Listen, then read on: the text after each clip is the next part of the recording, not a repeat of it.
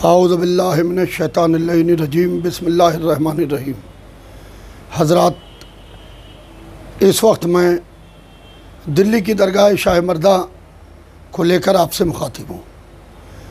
दरगाह शाह मर्दा जोरबाग दिल्ली को लेकर एक तथाकथित एक्सीडेंटल जनाब ने जो शाह मर्दा को लेकर झूठा व गलत वीडियो कौम के सामने अपना वीडियो पैगाम पेश किया है। मैं चाहता हूँ कि दरगाह शाह मर्दा का मसला कौम के सामने सही तरीके से पेश हो। दिल्ली की दरगाह शाह मर्दा की जो छोटी करबला है, उसकी दीवार श्री जगमोहन जो वहाँ से मेंबर ऑफ पार्लियामेंट का इलेक्शन लड़ रहे थे, उन्हीं ने दिल्ली की दरगाह शाह मर्दा छोटी करबला की दीवार गिराई। और दीवार गिराने के बाद में जब वहाँ अंजुमन हैदरी ने और मोमिनीन दिल्ली ने ज़बरदस्त तरीके से एहतजाज किया, तो वहाँ के ऊपर ज़बरदस्त तरीके से शियों के ऊपर लाठीचार्ज हुआ। अटल बिहारी वाजपेयी जी लखनऊ से सांसद थे, लखनऊ से मेंबर ऑफ पार्लियामेंट थे। जब ये इत्तला जुल्फ़िकार अहमद चमन साहब और अंजुमन हैदरी के दूसरे जिम्मेदारान ने मुझको दी, तो अटल जी का चंद दिन के बाद में लखनऊ दौरा था। मैंने उनसे एक डेलीगेशन की शक्ल में लखनऊ एयरपोर्ट, अमौसी एयरपोर्ट पर मुलाकात की और उनको पूरे मामले से रूशनास कराया। उन्होंने हॉटलाइन के ऊपर श्री जगमोहन से बात की और बात करने के बाद उन्होंने ये बात कही कि मैं अपना चुनाव देखूँ कि तुम्हारा चुनाव देखूँ। ये मामला इलेक्शन का था। उन्होंने हम लोगों से पूछा कि आप क्या चाहते हैं, तो हमने कहा कि हम छोटी करबला की दीवार उठाना चाहते हैं, छोटी करबला की दीवार उठ जाए। तो दिल्ली NDMC के चेयरमैन मिस्टर मिश्रा थे, उन्होंने फ़ौरन ऑर्डर किया, रातों रात दिल्ली की दरगाह शाह मर्दा छोटी करबला की दीवार उठाई गई। और जो रेफ्यूजीज़ रहते हैं, जितना शियों पर लाठीचार्ज हुआ था उससे ज़्यादा उनको पर लाठीचार्ज हुआ है। ये एक्सीडेंटल जनाब के पास, बेचारे के पास इल्म नहीं है। हमारे लखनऊ में एक एक्सीडेंटल जनाब पैदा हो गए हैं जो जगह जगह पे एक्सीडेंट कर रहे हैं, जबकि वो मामा उनके सर के ऊपर एक्सीडेंट की वजह से आया था। वो कोई इल्मी लिबास पहन लेने से कोई आलिम नहीं होता है। जैसे कोई सफ़ेद कोट पहन लेने से डॉक्टर नहीं हो जाता है, काला कोट पहन लेने से वकील नहीं हो जाता है, वैसे ही कोई अमामा बाकबा रख लेने से आलिम नहीं हो जाता है। बल्कि कौमी मामलात को समझिए और समझने के बाद में उसके मसाइल को हल करने की कोशिश कीजिए। दिल्ली की जो दरगाह शाह मर्दा है, तो कितनी जहमतों के बाद आज़ाद कराया गया है, लेकिन कुछ ख़ानदानी बेईमान ऐसे हैं कि जो चाहते हैं दोबारा उसके ऊपर उस पर कब्जा करके, तो यहाँ तक कि उन्होंने अंदर घुस कर वहाँ के ऊपर जो बोर्ड लगे थे उनको तोड़ डाला, वहाँ पोस्टर फाड़ डाले। कुछ पुराने बेईमानों जो लखनऊ में भी हैं और दिल्ली और धौलरी से भी ताल्लुक़ रखते हैं, और उनको खरीद कर और फिर उसका गलत प्रोपेगेंडा जो है शुरू किए हैं कि साहब बेईमानी हो रही है, वहाँ पर ऐसे गड़बड़ हो रहा है, सब कुछ हो रहा है। एक लखनऊ के बहुत बड़े पैमाने जिन्होंने वहाँ ज़बरदस्ती एक अंजुमन हैदरी डुप्लिकेट बनाई है। डुप्लिकेट एक्सीडेंटल जनाब की ज़ेर क़यादत, जिन्होंने लाखों नहीं करोड़ों का गबन किया है। खाली करोड़ों का गबन नहीं किया है, बल्कि हमारे सामने ये प्रूफ हैं। इन्हीं ने और इनके जो साथी हैं, जो इनके यारेगार हैं, ये ऐसे ही यारों को पालते हैं। एक लखनऊ में भी मुर्तद को इन्हीं ने पाला था, वो मुर्तद इन्हीं का पाला हुआ था। दिल्ली में भी एक को पाले हुए हैं ये। तो उन्होंने एक कंपनी बनाई है सागा सिटी के नाम से। ये प्राइवेट लिमिटेड फर्म है सागा सिटी, जिसके अंदर ये पार्टनर हैं। ये एक्सीडेंटल जनाब का नाम है, जो एक्सीडेंटल जनाब हैं ये उनका नाम है, और ये उनके यारेगार का नाम है। दोनों इसके डायरेक्टर हैं दोनों इसके डायरेक्टर हैं, आप देख सकते हैं। और इसका रजिस्ट्रेशन नंबर भी मैं आपको बता दूं, ताकि इसका रजिस्ट्रेशन नंबर है 306422। कंपनी डिटेल्स है इसकी, यह रजिस्ट्रेशन नंबर देख सकते हैं इसका। ये दिल्ली की दरगाह शाह मर्दा से करोड़ों करोड़ रुपए का गबन करके एक नकली अंजुमन हैदरी बनाकर उसको पर काबिज किया और पूरे अपने फ़ोटो लगवा दिए। इमाम वाले में करबलाओं की तस्वीरें होती हैं, नजफ़ व काज़मैन की तस्वीर होगी, महाराजा किराम की तस्वीर होगी, मगर सिर्फ हर जगह के ऊपर मैं, आना, हम, इसके अलावा ये किसी को देखना नहीं चाहते हैं। जो बुज़ुर्ग उलमा हैं, मैं किसी का नाम नहीं ले रहा हूँ, हर एक के साथ इन्होंने तौहीन की। तो असल अंजुमन हैदरी है, ये उसकी डिटेल है। ये दिल्ली वक्फ बोर्ड से ये अंजुमन हैदरी रजिस्टर्ड हुई है। वक्फ बोर्ड से एक तरफ यूपी में वक्फ बोर्ड की लड़ाई लड़ रहे हैं मुर्तद के ख़िलाफ़, और दिल्ली में वक्फ बोर्ड को नहीं मान रहे हैं। श्री केजरीवाल जी मुख्यमंत्री ने जो कमेटी बनवाई है, और ये उनके जो वक्फ मिनिस्टर हैं अमानतुल्लाह खां चेयरमैन वक्फ बोर्ड दिल्ली के, ये इनके दस्तखत से ये कमेटी बनी है। ये सारे मेंबरान के नाम हैं, आप देख सकते हैं।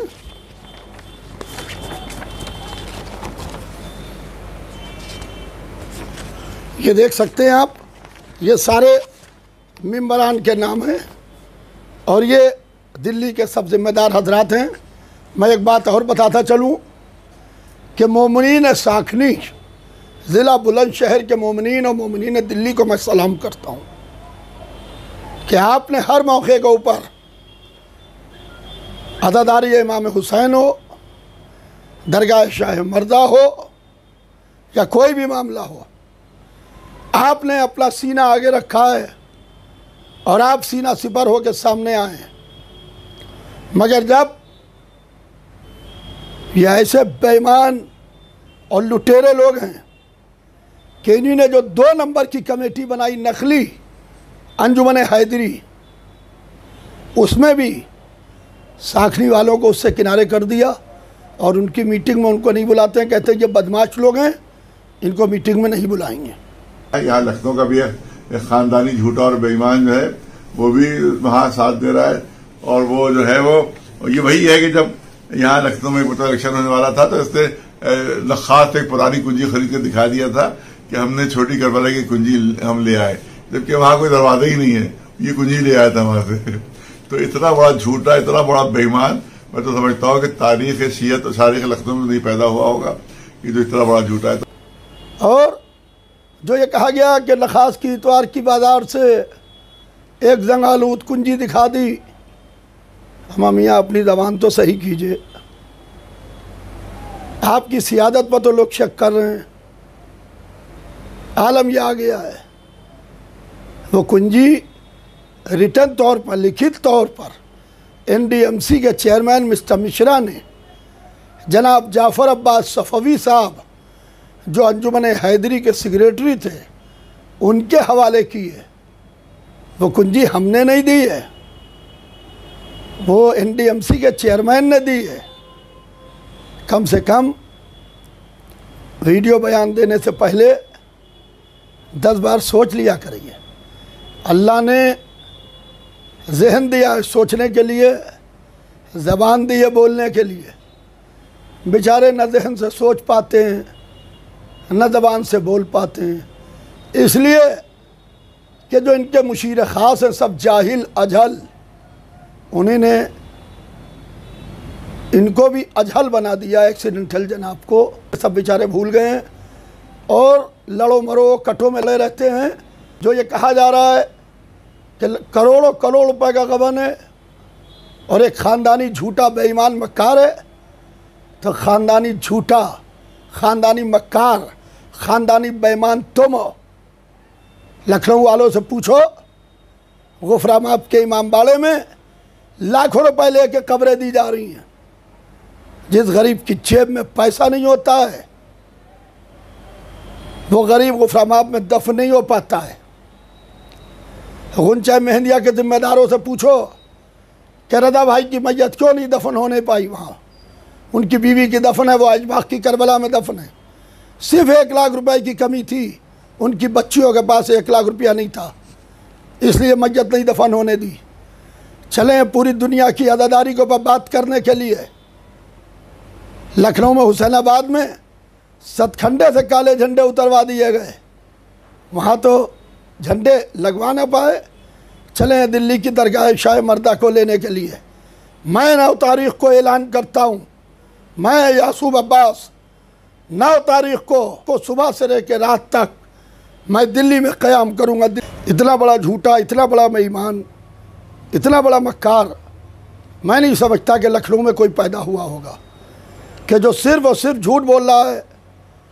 और अल्लाह ने कुरान में झूठों पर लानत की है, झूठों के ऊपर अल्लाह की लानत।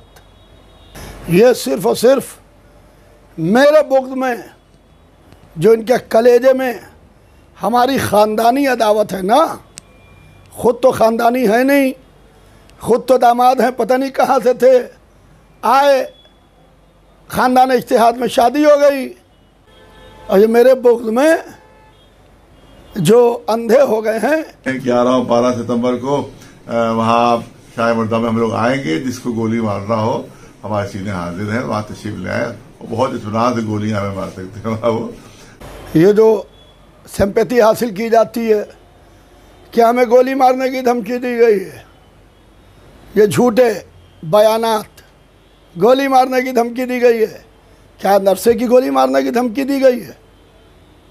हमारे पास तो कोई धमकी नहीं आती गोली मारने की, बल्कि हम मोमिनीन के बीच में जाते हैं तो मोमिनीन अल्हम्दुलिल्लाह हार और फूल से इस्तकबाल करते हैं। हमें तो मोमिनीन ने एक भी बार गोली मारने को नहीं कहा।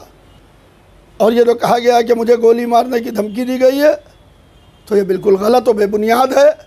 और अगर जिसने धमकी दी है तो वो मोबाइल रिकॉर्डिंग ऑन की जाए और रिकॉर्डिंग को आम किया जाए कौम के सामने, और उस शख्स के खिलाफ कड़ी कार्रवाई की जाए। इसमें लखनऊ का एक बहुत बड़ा बेईमान की जिसने यहाँ बकिंगम पैलेस बनवाया है अपना, वहाँ की तर्ज के ऊपर, लंदन के महल के तर्ज के ऊपर बनवाया है, और सब चोरी का पैसा है, हराम का पैसा है और शियों की लूट का पैसा है जो उसने जमा करके। और ये हराम खोर जो है वो पैसे ले लेके 30 से 40 लाख नौकरियां दूसरों को दे रहा है। तो इतना बड़ा बेईमान और हराम खोर कि जिसकी, और ये वहां भी पहचान हुआ है, दिल्ली में भी, मुंबई में ढोलता फिरता है। वहां भी इसने बहुत कोशिश की कि कहीं बैठ के अपनी मजलिस की तस्वीरें खिंचवा ले, लेकिन वहां भी उसको मजलिस पहुंचने की किसी ने इजाजत नहीं दी। ये तो कहा जा रहा है कि बर्मिंघम पैलेस बना लिया है, करोड़ों रुपए जमा करके। वो जो लाखों रुपए और करोड़ों रुपए का गबन है दिल्ली की दरगाह शाह मर्दा, छोटी करबला और नर्सरी का, हमें भी मालूम है वो पैसा कहाँ जा रहा है।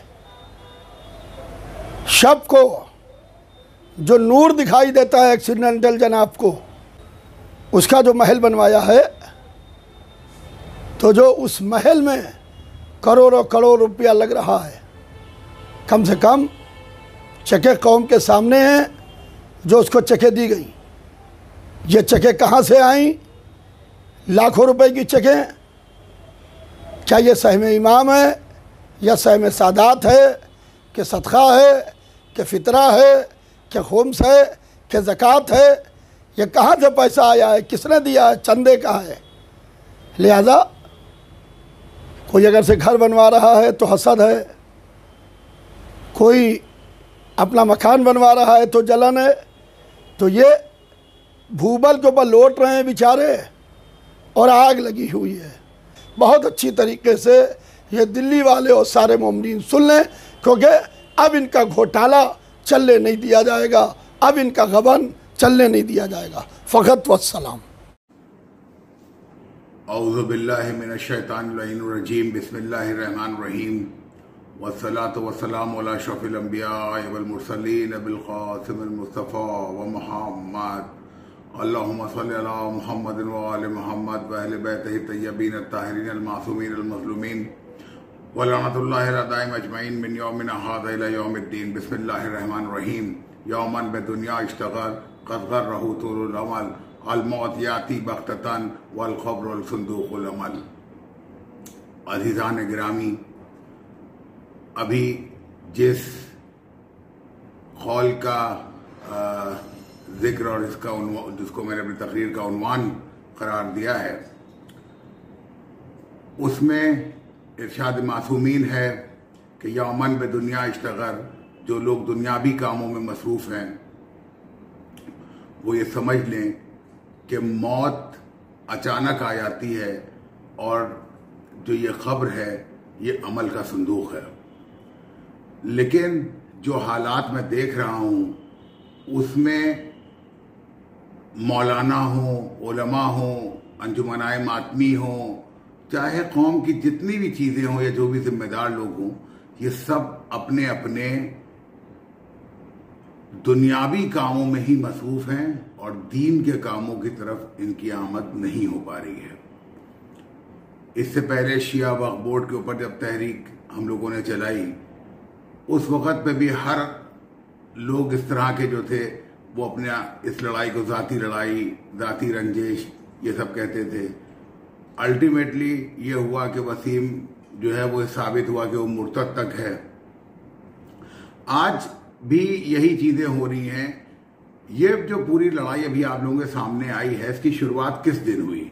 शुरुआत तो खैर बहुत पहले से थी, मगर हुआ ये था कि लास्ट ईयर यासूब अब्बास ने एक एडवाइजरी जारी की मुहर्रम के सिलसिले में।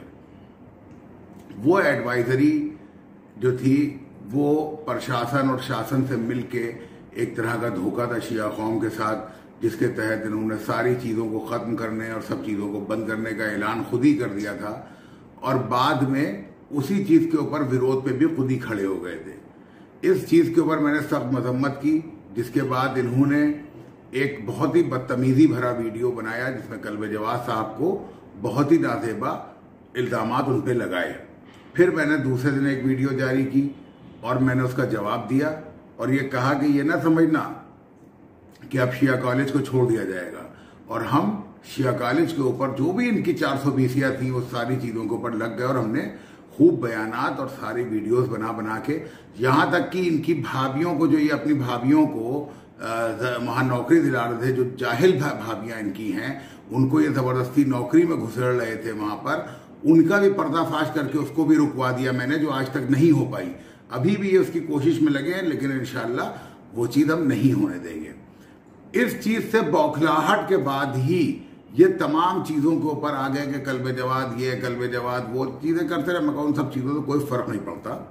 मैं आपको बता दूं कि कल्बे जवाद साहब की क़यादत के जो 30 साल हैं, इसमें अगर हिसाब लगाया जाए तो तकरीबन मेरे ख्याल से 30,000 करोड़ के रिश्वतखोरी या गबन के इल्ज़ामात इन लोगों ने लगाए हैं। लेकिन आज तक उन गबन, उन पैसों की कहीं पे कोई चीज़ सामने क्यों नहीं आ पाई? कोई एक मकान, कोई बंगला, कोई जायदाद, कोई ज़मीन, कोई खेत, कोई खलियान, कोई ऐसी चीज़ जो कौम ये कहे अरे ये देखिए ये मॉल खड़ा है, ये कल्बे जवाद का है, फलानी बिल्डिंग कल्बे जवाद की है, फलाना पेट्रोल पंप कल्बे जवाद का है, फलानी चीज़ कल्बे जवाद की है। जब इतना पैसा वो शख्स खाता है आपके बखौल, तो वो पैसा कहीं ना कहीं इन्वेस्ट भी होगा या घर में गड्ढे में तो गाड़ के रख नहीं दिया जाएगा। लेकिन ये सब चीज़ें जो हवाई दावे होते हैं, ये हमारे असली इल्ज़ामात को दबा नहीं सकते और ना हमें झुका सकते हैं। आज मैंने सुबह कल यासूब अब्बास का एक वीडियो देखा। उस वीडियो को देखने के बाद मैंने बहुत ठंडे दिमाग से, क्योंकि भाई वो तो खैर माशाल्लाह ही हैं बदतमीज़ ख़ानदान के, तो बदतमीज़ी भी कर सकते हैं, उनको हक भी है, उनके घर में यही सब सिखाया ही गया है। खैर उनके बयान के बाद मैंने एक जुमला कहा कि साहब ऐसा है कि ठीक है, कौम में इत्तेहाद का दूसरा रास्ता आ जाइए। देखिए, अगर आप ये कहिए कि कौम में इत्तेहाद हो बेमानी के ऊपर, बेमानी में इत्तेहाद का मतलब क्या? भाई कल्बे जवाद साहब जो है वो इल्ज़ाम लगा रहे हैं यासूब अब्बास पे कि वो शिया कॉलेज के अंदर वो करोड़ों रुपए की रिश्वतें लेते हैं लोगों को अपॉइंटमेंट कराने के नाम पर, और उनका भाई रिश्वत लेता है, उनके परिवार के लोग वहां नौकरियां कर रहे हैं और कब्जा बनाए हुए हैं, वहां फंड निकाल के खा रहे हैं, एफडीआं तोड़ के खाए जा रहे हैं। ये तमाम चीजें हैं जो संगीन है मामला, इल्जामात हैं ये वाले, और इनके ऊपर तमाम सबूत मौजूद है। ये इनके इल्जामात मौलाना कल्बे जवाद साहब पे, गुफराम आप मालूम दिया कह रहे हैं खबरें बेचते हैं, ये है वो, जो उनके इल्जामात हैं। तो या तो हम ये दोनों लोगों का इत्तेहाद इस बात पे हो जाए कि साहब तुम भी बेईमानी करो, हम भी बेईमानी करें, तो ये इत्तेहाद नहीं कहलाएगा, ये बंदरबाट कहलाएगी कि तुम भी जितना मर्जी आए लूटो, हम भी जितना मर्जी आए लूटे। लेकिन अगर वाकई इमाम हुसैन के रास्ते पे इत्तेहाद करना है, इमाम हुसैन के रास्ते के ऊपर चल के बात करनी है, तो फिर चलो ये करते हैं कि कल्बे जवाद साहब भी गुफराम को छोड़ देते हैं, तुम शिया कॉलेज को छोड़ दो, इस्तीफा दे दो दोनों जगह, वो भी देने के लिए तैयार है, तुम भी दे दो। अब मसला इनके साथ ये है कि देखिए, इनको इत्तेहाद तो करना नहीं है, इनको अपनी बेईमानियों को छुपाने के लिए ये सब चीजें करनी है। आज जब मैंने ये बयान दिया, पूरे हिंदुस्तान से मेरे पास फोन किया, पूरी दुनिया से फोन आना शुरू हो गए। सब ने, अरे शमील भाई बहुत अच्छी बात आपने कह दी, शमील भाई बहुत अच्छी बात कह दी, और ये तो बड़ा अच्छा मामला है, मैं यासूब अब्बास से भी बात करता हूँ इस सिलसिले में और वो दे देंगे। कुछ लोगों ने इनको फोन मिलाया तो ये उनसे बदतमीजी करने लगे, कल्बे जवाद तुमको वो कर रहा है और ये कर रहा है, इस तरह की लैंग्वेज इस्तेमाल करने लगे। मेरा सिर्फ इतना कहना है कि भाई, कौम कब तक तुम लोगों की लड़ाइयों को झेलेगी, कब तक तुम्हारी बेईमानियों को झेलेगी? भाई अगर तुम ईमानदार हो तो इससे बढ़ के और क्या हो सकता है कि तुम शिया कॉलेज की मैनेजमेंट कमेटी से अपने परिवार के लोगों को हटा लो। ये लिए इस्तीफा साहब, हम देखे कितने ईमानदार थे, कौम के कितने बड़े मुजाहिद थे, लेकिन ये मामला नहीं। मसला क्या है कि कौम की जो लूटमार है आपस की, एक मुतवल्ली चोर है, उसको क्या चाहिए कि भाई इसको कल्बे जवाद ने पकड़ा, अब उसके बाद यासूब अब्बास उसको संरक्षण देने के लिए फटाक से उसको संरक्षण दिया। यही सारी चीजें हम देखते चले आ रहे हैं कि उधर के चोर आएंगे उनको संरक्षण मिल जाएगा, इधर के चोर जाएंगे उनको संरक्षण मिल जाएगा।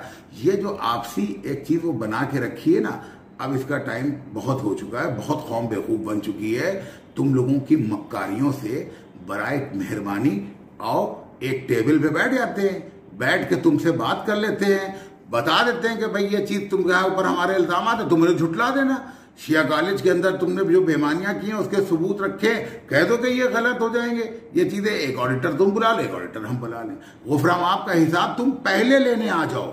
हम बार बार कह रहे हैं, फिर कह रहे हैं, तुमसे पहले लेने आ जाओ गुफराम आपका हिसाब। अगर तुम्हें चाहिए, किसी और इदारे का हिसाब चाहिए, तुम पहले लो, उसके बाद शिया कॉलेज के हिसाब की बात करेंगे। यार तुमसे पहले नहीं बात करेंगे कि तुम शिया कॉलेज के नाम पे उखड़ जाओ, लेकिन इत्तेहाद का इससे अच्छा रास्ता नहीं हो सकता, ये बात तुम समझ लो। जो तूफान बदतमीजी है, इससे डरने वाले नहीं है, सामने रहेंगे, हर चीज में लड़ेंगे, हर चीज में वो करेंगे। तुम लोगों ने पूरी ताकत दी वसीम मुर्तद को, आज तुम खड़े होकर उसको मुर्तद जो कह रहे हो, तुम्हें जब पता चल गया कि अब वो चेयरमैन नहीं बनने वाला है तो तुमने उसको मुर्तद कहना शुरू कर दिया।